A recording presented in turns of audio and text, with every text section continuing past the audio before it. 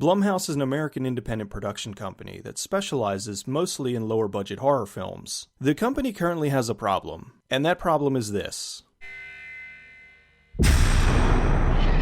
Jump scares in movies are nothing new, but it seems we're getting more of something I'm calling the final scare. The final scare is when a movie's drawing to its conclusion, and then something jumps out at the camera accompanied by a loud noise. These endings are put there to give the audience relief, but by breaking the tension, they're turning genuinely scary movies into the equivalent of a haunted hayride. Instead of leaving the theater scared, they're laughing. Blumhouse is guilty of using this tactic a little too often. Before I go into that, let me go back to the beginning. Jason Blum had been producing films since 1995, but didn't start Blumhouse until 2000. The company released a series of lower-budgeted films, and while they mostly turned a profit, none of them are what you would consider hits. That changed in 2007 when he saw the micro-budgeted Paranormal Activity. After screening the movie at various horror festivals, Oren Peli, the writer, producer, and director of Paranormal Activity, started sending DVDs of the film to different studios in the hope it would be picked up for distribution. Blum, who was working with Miramax at the time, saw the potential in the film, and after entering a partnership with Peli, was able to get the film in front of some of the executives at DreamWorks. DreamWorks was owned by Paramount, who picked up the film for distribution. Originally they wanted to remake the film, but after some feedback from test audiences, they decided against it.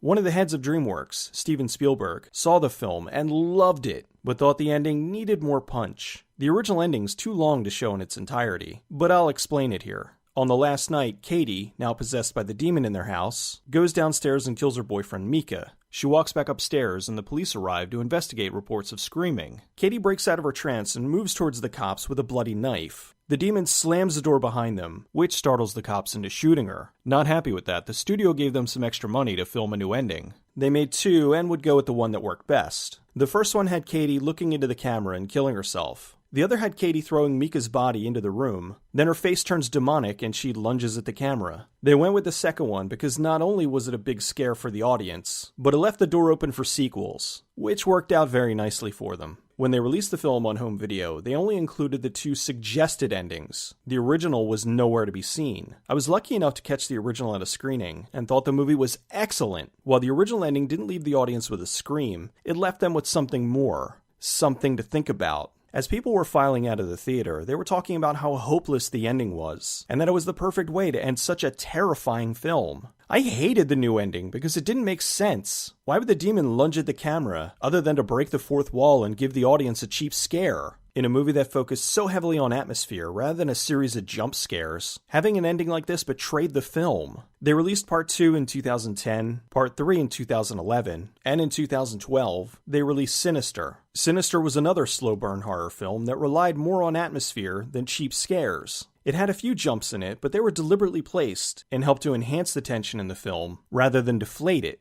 In fact, I'd be willing to argue that the lawnmower scene is one of the greatest delivered jump scares in movie history. The movie originally ended on an incredibly depressing note, one that matched the cruel, foreboding tone of the film. The youngest daughter, under the manipulation of the evil entity Bagul, drugs and murders her entire family. The movie originally ended with the camera pushing in on a box of film reels, implying it'd be waiting for the next family to discover, and for Bagul to get his next set of victims. The director got a note from the studio to add something at the end to leave on a scare. They took the Bagul jump from earlier in the film, flipped it, and added it to a pull out on the box. While I still love the film, I feel the same way about this as I feel about Paranormal Activity. Both endings are a cop-out. When Bagul pops up earlier in the film, it makes sense because he's scaring Ethan Hawke. At the end, he's jumping out at the audience. It destroys all the tension the film had been building, and ended a terrifying film on a silly note. Imagine if The Exorcist ended with Pazuzu jumping out at the audience. How pissed off would that have made everybody?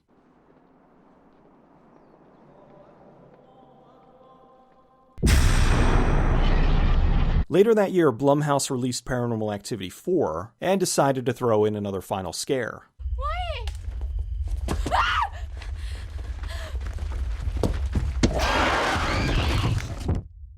Things didn't get really bad until 2015. First was Unfriended. Then Insidious Chapter 3. The Gallows. No! Sinister 2. And finally, Paranormal Activity, The Ghost Dimension. Sinister 2 is pretty much the same ending as the first, only with Bagul flipped to the other side. Of the 8 horror films Blumhouse released theatrically in 2015, 5 of them ended with final scares. As someone who's a huge horror fanatic, this was infuriating. Every time I saw a movie open with the Blumhouse logo, there was a very good chance I knew how it was going to end. Blumhouse isn't the only one guilty of this. Here's a few others.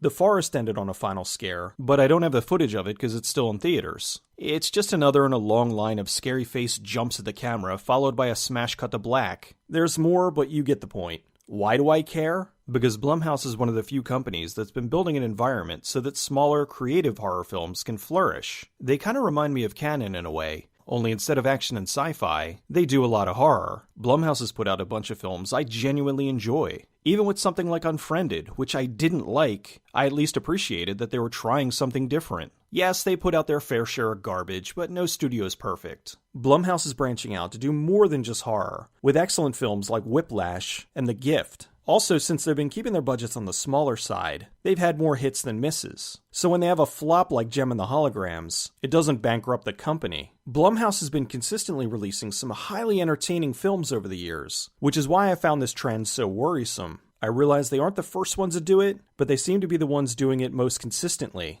I hope this is just a brief trend that they move on from, because nothing hurts a movie more than a bad ending. Especially if it's one that you've seen over and over. Having slow burn horror films ending on an out-of-place jump scare time after time is insufferable. It's lazy, it's cheap, and it undermines everything that went before it. It's like they spent all this time building towards a proper end and couldn't think of anything, so they just took the easy way out.